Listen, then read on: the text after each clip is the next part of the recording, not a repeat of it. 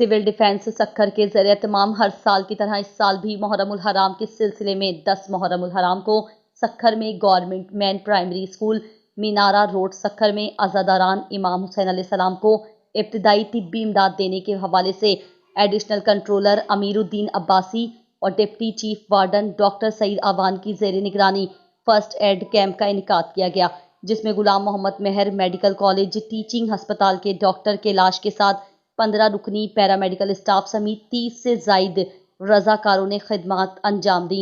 सक्खर से bureau chief राजा रियाज मेमन के मुताबिक फर्स्ट एड कैंप में 72 अज़ादारों को इब्तिदाई तिब्बी इमदाद दी गई। कैंप में सिविल डिफेंस ऑर्गेनाइजेशन सक्खर के group warden Mohammad Ahmed Shaikh, deputy group warden Altaf Ahmed Qureshi, post wardens Agha Akram Durrani, Haji Riaz Khokhar, Asif Khan, Asif Shaikh, Adnan Shaikh, Ashfaq Metlo, Mohammad Idrees Khoso ने शिरकत की और अपनी खिदमत अंजाम दी।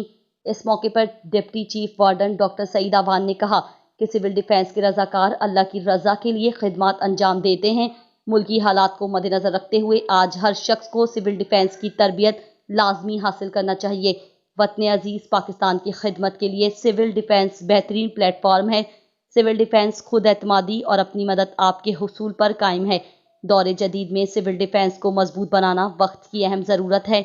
सिविल डिफेंस की तरबियत हासिल करना हर पाकिस्तानी का कौमी फरीज़ा है, जो रोज़मर्रा हादसात, कुदरती आफात या इंसान की पैदा करदा आफात के बारे में एक तरबियत याफ्ता शख्स बनाना मकसूद होता है, ताकि बर वक्त आफत का मुकाबला कर सके। दूसरी जानिब डिप्टी कमिश्नर के coordinator Samandar Bhutto, additional DHO doctor Javed Sheikh ने भी कैंप का दौरा किया।